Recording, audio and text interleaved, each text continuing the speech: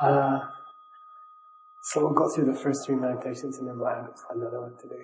Okay? Ready? So get ready.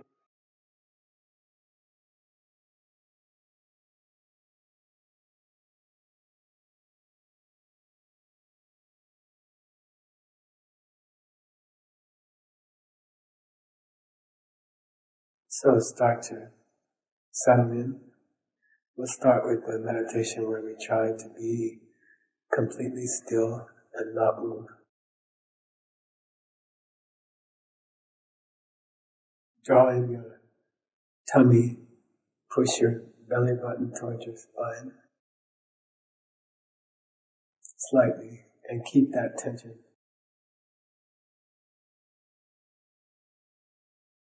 Relax your forehead.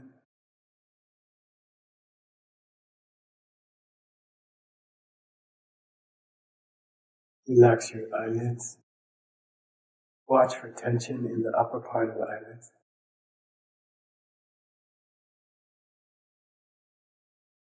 Draw your shoulder blades together. Puff out your chest. That might involve drawing your hands back towards your hips, away from your knees.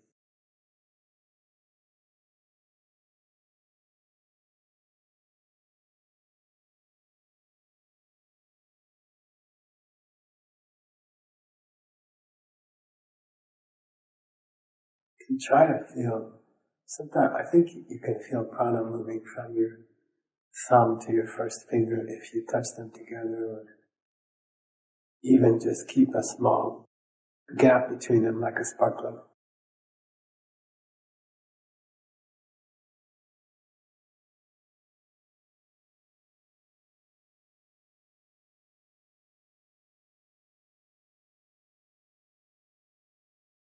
Let your fingers be still.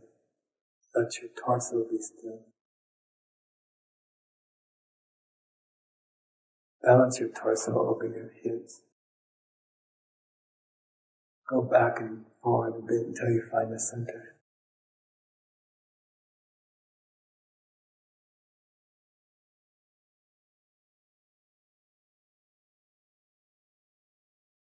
Watch the corners of your mouth. Let them relax, or even smile a little bit.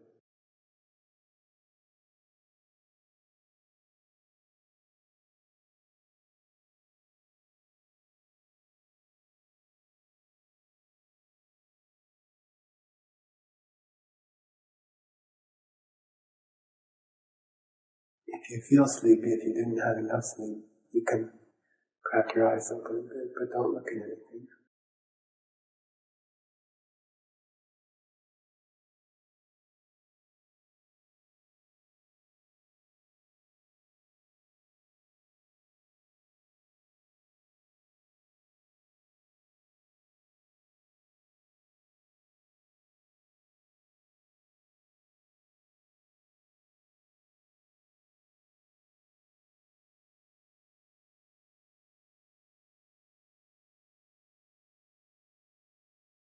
And then settle into being completely still. Try not to move even your forehead.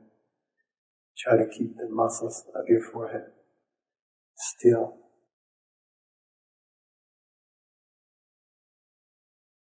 Don't move your whole upper body. Don't move your toes. And we'll stay like this for about 5 minutes. Completely still, like a stone. There's no meditation object yet, except trying to be still.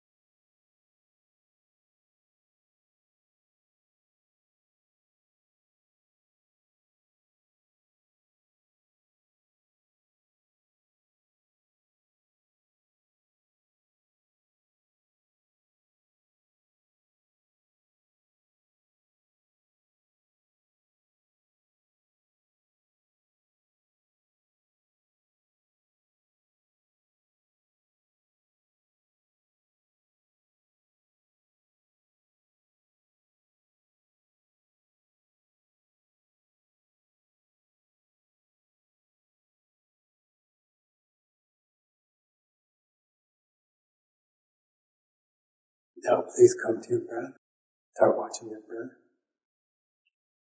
If you like, you can imagine that the breath is coming in and out of the lower part of the forehead, between the eyebrows, and a little bit higher.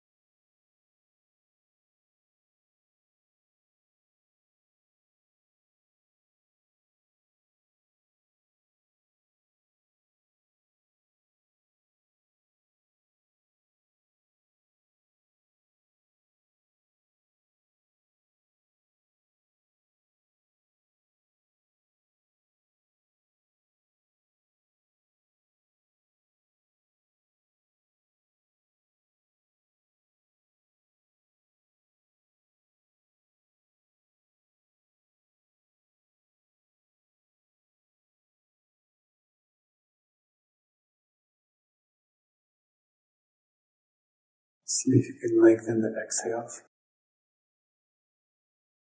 as if you are pushing the breath further and further away from your forehead, straight out from your forehead.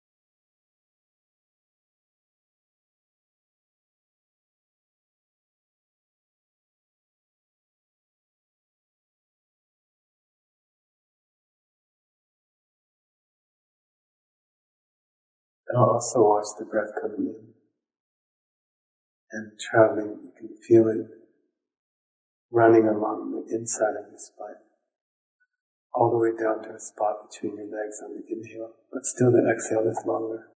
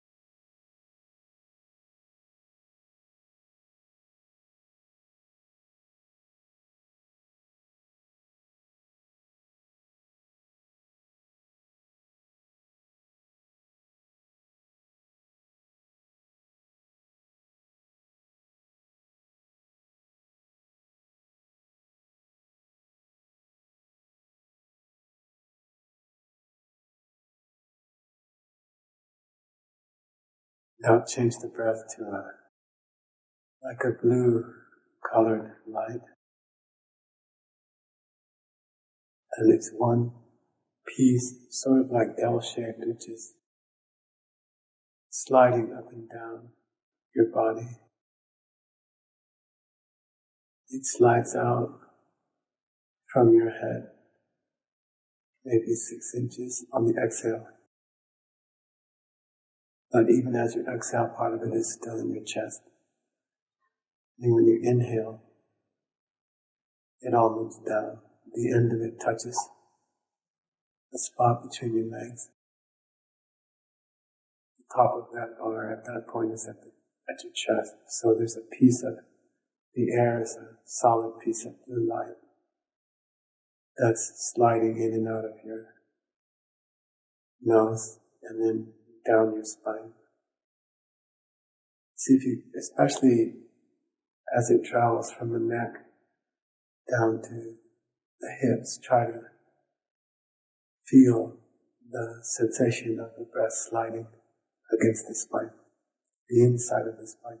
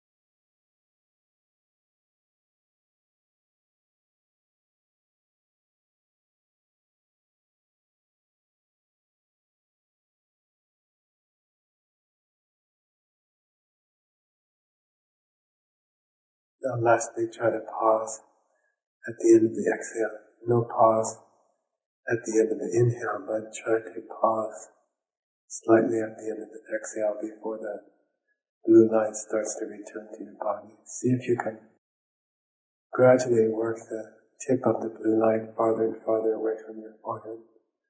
Then pause, and then bring it back in. And we'll spend maybe 5 minutes here, and then we'll take a break.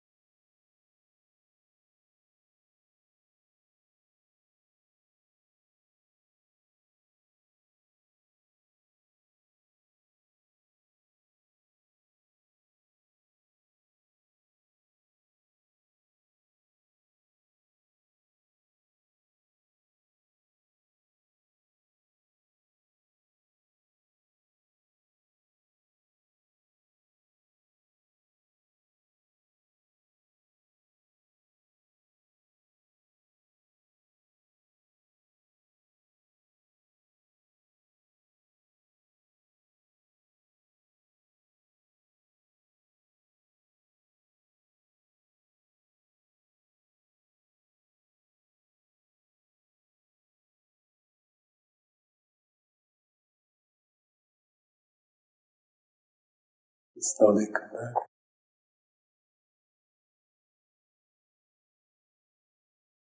You can stretch, take a stretch. Open your eyes. Any questions about that or anything else this week so far? Almost. I have a question that's not related. All right. I've been thinking about in the study of Chittagong. Yeah. And you've spoken of at the end of the path preparation, when you have a direct experience of dependent origination, when you see the mental image and how that process forms the reality. And I've been thinking about then when you then move into the direct experience of emptiness. It seems to me that a mental image is a positive thing, in the sense that it opens up, right? And there's a label that gets placed. Like emptiness is an absence, from what I understand. So how it seems to me that there might be something different happening in the direct experience of emptiness that's not happening when I'm seeing it, for example. Yeah, there's an argument about it. There's a debate about it. So just before you see emptiness directly, you might be standing in front of a stove, making tea for your teacher, and you're looking at the water, so therefore it's not boiling, and and you're staring at the pot, and suddenly you realize that your eyes, the eyes can only register colors and shapes. And scientists would say that the cells at the back of the eye, and in the Abhidharma they say the same. There are tiny cells at the back of the eyeball, and they can only register colors and shapes, and they can't make decisions about what an object is, right? So in science they would say light is bouncing off of the pot, the metal, and the black plastic handle and the metal of the pot. And then that light strikes the cells at the back of your eye. And then the eye registers a spherical shape or a round shape and a straight shape where the handle is. And then a scientist would say it sends that information to the brain. And then the brain has to make a decision about what the object is. And based on past experience, and a person who's, what do they call that? You lose your ability to conceptualize things. There's a psychological disease. It's like Alzheimer's or something. Dementia. Like dementia, but if you lose your ability to recognize what it is. So your eye is still working, and it's still registering a circular and a straight thing, color silver and color black. And it's still sending that information to the brain, but the brain can't cognize it properly, can't recognize it anymore. So that's how a scientist would explain looking at a pot. In the theory of karma, what we would say is your eye does register round, silver, and straight black. And then maybe at the moment that hits the cells at the back of the eye, then from the mind, from the opening of a karmic seed in the mind, karmic seed opens simultaneously. Everything is very well timed in the theory of karma. So I see round, silver, straight, black, and as that's coming towards me, a karmic seed is opening in my mind, and it creates a small image of a pot, and then it overlays that on the round and the black. And it could have been an elephant. You know, the mind could have interpreted it as an elephant. Depending on which karma opened in the mind. That's why two people, whoever you dislike most in your life or whoever irritates you the most in your life, there's someone who thinks they're fantastic. You know, so the same sense that are being interpreted by one person as a nice person and by another person as an irritating person. And it applies to rock and roll music and stuff. Rap songs especially.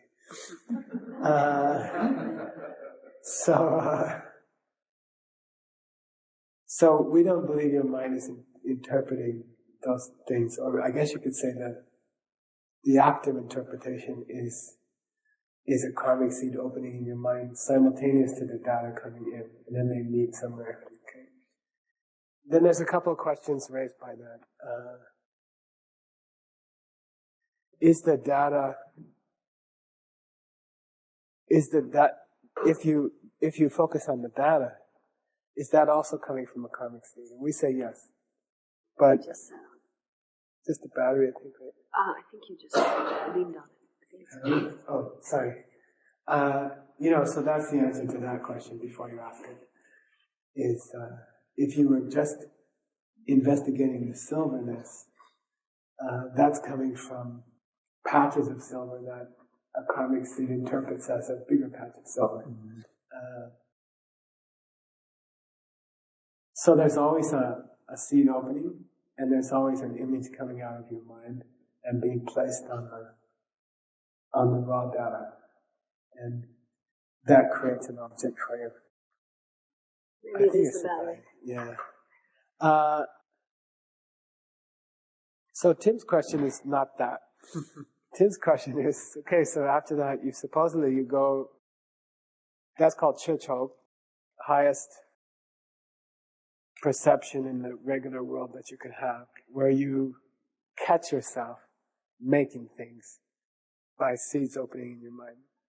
And then you go into, that can be done standing and looking at a pot on the stove. That doesn't require being in a deep state of meditation.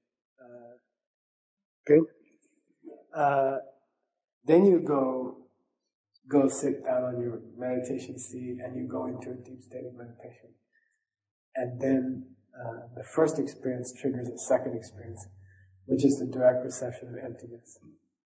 And then sometimes that gets into the word Dokpa, which means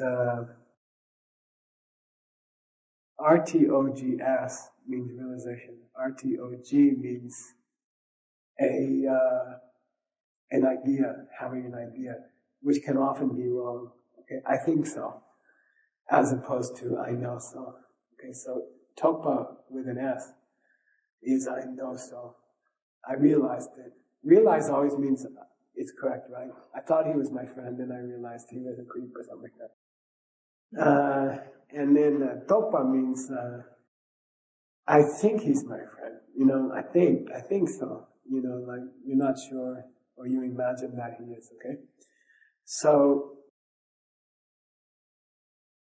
the process in some schools of Buddhism, the process of the mind creating an image and creating of a seed opening and an image coming out and an object being created is called Tokpa in some schools of Buddhism. Okay, especially the second school, Sautrantika. So, and then the perception of emptiness is called Tokme. So no Tokpa, which implies that you're not creating an object. When you look at emptiness, when you go into the direct perception of emptiness, you must just be seeing, they believe, the absence of something. So, seeing that the pot is a product of a karmic seed opening in your mind and being laid on some sense data is a positive experience. That in Buddhism is called dependent origination. The mind is creating objects. But then Tim's question is an old question. It's like, I don't know. It's about 1800 years old. And somebody said, well, if you see emptiness directly, that must be an experience of an absence of something, right? So you're like seeing that there's no such thing as a pot which is out there on the stove and appears to my senses, and then I interpret it. The scientific idea is wrong. It's not that there's really a pot out there and my eyes see it and then my brain either interprets it correctly or not. We say that there's an image coming from the mind and it's meeting data and an object is created. So Tim's question is an old question, which is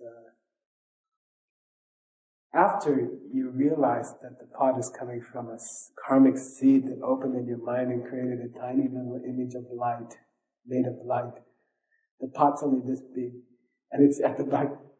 What do you call that? In dance, in ballet, there's a thing called the Alexander technique. And they're really big on a thing called kinesthetic misapprehension. So you are doing Vajrasana, right? And you think your arms are equal. You know, like it feels to you like they are level. And if someone asks you put your arm down, you go like this. You know, you're like, so you misperceive that your arm is where your arm is.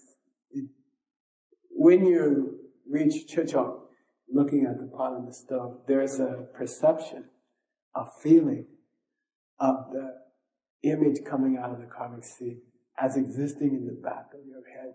It's not true. It doesn't have any location because it's mental. But it feels like kinesthetic misapprehension, that it's about this big in the back of your head. The pot is an image in the back of your head that pops out of your head and goes out of your eyes and goes on the thing, right? So that's a positive thing. Then you go into a deep state of meditation and it dawns on you that there are no other pots in the world. The pots that you used to think are there, which are out on the stove, without any karmic seed opening in your mind, those never existed and they couldn't exist. So then there's this big sense of loss, you know? It's like you lost all your friends or something, you know, like, you know, all the things I thought were there weren't there. And that's supposed to be emptiness. Now, to get to Tim's question, when I have that sense of loss, that things are gone, is that sense of loss also popping out of a karmic seed? And if it is, then isn't it really a positive thing? See what I mean? When a karmic seed creates an object, this is, it creates it as something, okay? It creates it as something. So, is the pot coming out of my mind? Yes. Is it an image made of light that's only a quarter of an inch high in the back of my mind, being placed on some sense data? Yes, it is. But is the pot still metal? Yes. Why? The image is being created as a piece of metal. As a piece of metal. Just because it wasn't metal in the first place doesn't mean it's not metal. The image is being created as metal. That's also the answer to the question, are there no people outside of my own head? Am I really alone in the world? And the answer to that question is yes, you are surrounded by people. Are they coming from me? Yes. Are they popping out of little karmic seeds in my mind? Yes. Are they real? And then the answer is yes. Can I interact with them? Yes. Are they outside of me? Yes. The mind is creating them outside of you. So they have an independent existence outside of you. Because they are being created by your mind as an independent outside place. That you can fall in love with, or you can have a fight with, or you can elect this president. You know, like that, okay? They are coming from your mind, but as separate people. So that's the same answer. I believe, the same answer about emptiness. Is it ultimately a perception that's created by karmic seeds opening your mind. Yes. So how could it be a negative thing? In the same way that a person could be an outside independent thing. The seed is opening, the object's being created as an absence of something.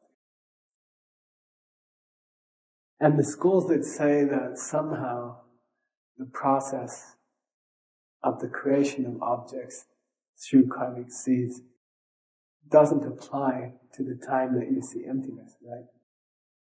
I believe those schools are wrong. Okay? I don't think you can defend that idea. All things come from karma. All things pop out of karmic seeds. You can't suspend that for the 20 minutes that you see emptiness, and then emptiness is somehow coming from its own side. That would be the opposite of emptiness. That would be wrong. But the second school of Buddhism has, they struggle with that. Because they think if it's coming out of my mind, and if it's a creation, it can't be an absence. Because absences are always uncreated. Alright? Can an absence change? We say no. In degree, it cannot change. Either something's there, or it's not there. If it's not there, it's 100% not there. It can't be halfway there, halfway not there. Absences are always absolute. They're always 100%. They never are more or less absent. Okay? You can't say a 3-headed purple elephant is absent from this room, pretty much. You know what I mean? Like, it's either there or it's not there. If it's not there, it's 100% not there. Okay? Then a lot of people and a lot of Western philosophers or students of Buddhism get confused about the question of if an absence is absolute, does it have to be permanent? Does it have to last forever? And the answer to that is obviously no. No, I mean, you can be out of money today, but you can get some money tomorrow, So, the absence of money in my pocket currently is absolute. It's not like I have an absence of some money. You see, it's either you have money or you don't have any money. And, but that could change. But when I get some money, the absence of money will be gone. But it will not have fizzled out of existence gradually. You see? So it's not impermanent. It's impermanent, but it's not unchanging. It is, it's impermanent, but it's unchanging. It never gets more or less. It's either there or it's not. It can blink out of existence, but it can't get gradually less. I can't gradually lose my absence of money. I get money, and in that moment I'd have money. And the absence of money is gone. But the absence of money never got more or less. So a lot of people have trouble with that. A lot of Buddhists have trouble with that. So my belief, even in a deep state of meditation on emptiness, which is an absence, that's still a creation of your karma. Okay? As an absence. In the way that people are creations as outside independent things that you can relate to. One more question, and we gotta. When I realized that the law of gravity is from my own perception, then it can be beyond that and it can be levitating. It's not going to pull me down anymore. Yeah. What happens about the law of karma? Yeah, good. Yeah. Old question also.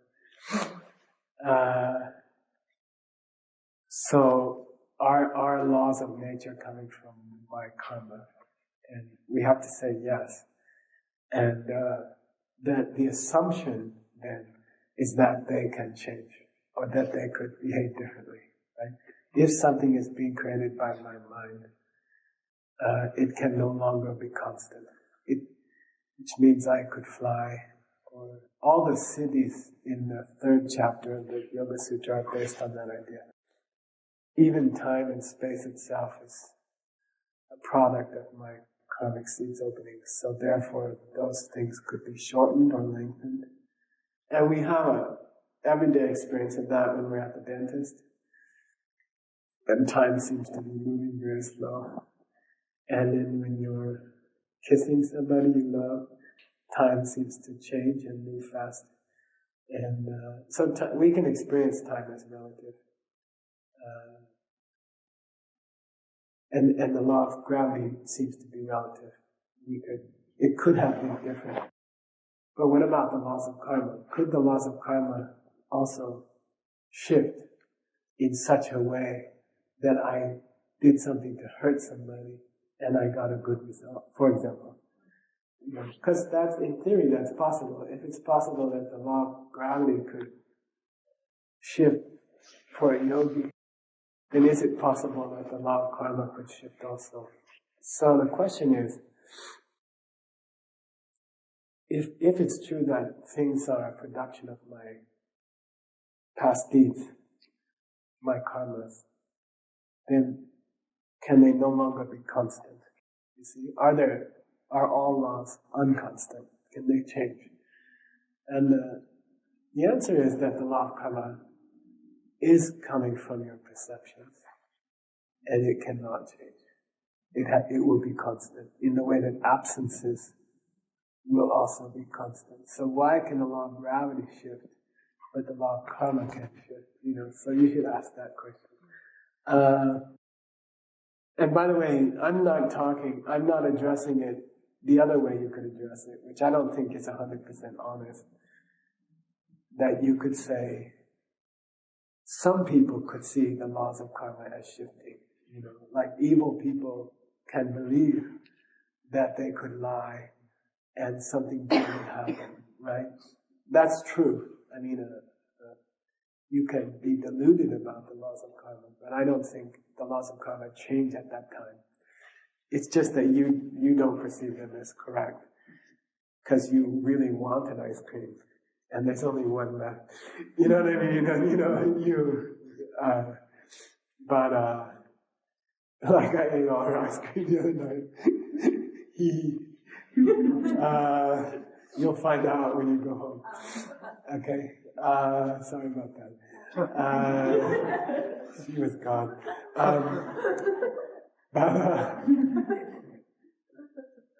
But yeah, see, it's his question in a way. It's possible that a production of the mind can be constant and unchanging and still be a production of the mind because, and here I'm going beyond scripture because scripture kind of it doesn't cover all the questions that a Western mind might ask. I don't think I've ever. Well, yeah, there are discussions of that, but I call it patterns. There are karmic patterns. For example, there's only 6 kinds of creatures in the universe. According to the scriptures, you're either human, or you're an animal, or you're a spirit, or there are 6 possibilities, and never 7, and never 5. There's always only 6 possibilities of rebirth. And then you say, why? If the mind can make anything, why are there only 6? Why can't there be 7, or why can't there be 5? And I feel like the answer is all the permutations, all the possible combinations of karma can only come out 6 ways. And all the possibilities of human interaction can only create 2 possibilities with the laws of karma. You do good, you get good, and you do bad, and you get bad, and that. So they're not independent. They are created by your mind. The laws of karma are created by your mind, but they cannot be. But they are constant. Okay, that's my answer, and that's as far as I ever got on that question. Okay. All right. It's constant.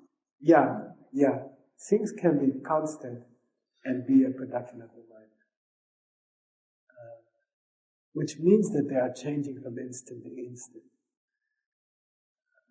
But they are still constant. The same with the absence of a self-existent thing called emptiness. Okay? Because now here's the hard part. They are produced by karmic seeds as a constant thing. So the as is very important. Okay, the as is very important. As in the same way that people are produced as independent outside things, which I can interact with. Okay? Are they coming from the mind? Yes. Are you the only person in the universe? Shouldn't you be ultimately lonely? No. Why? They do come from my mind, but I can interact with them because they come from my mind as independent people with their own minds. Okay? Got it? Okay. One more meditation. Here we go.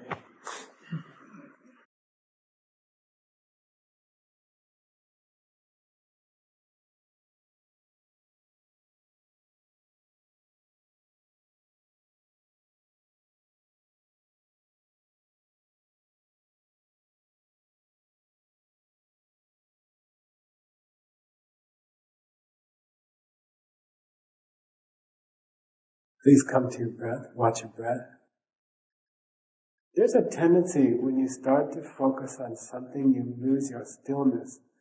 Your body moves around, your forehead crinkles and uncrinkles, your mouth gets harder and softer. See if you can concentrate on your breath, but not lose the looseness of your face.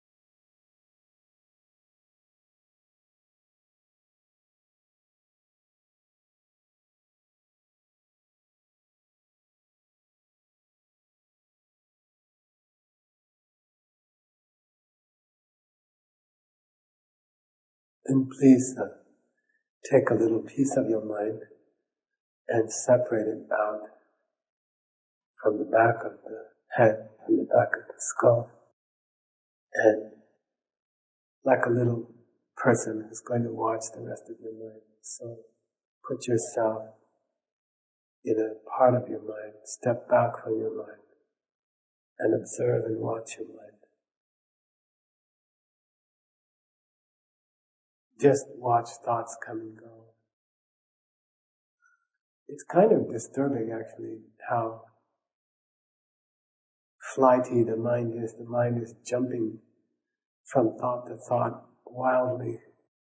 And the second disturbing thing is most of those thoughts are not very important and not very nice, not very kind. They're mostly very primitive thoughts about, am I going to get something to eat, or will something that I want happen to me?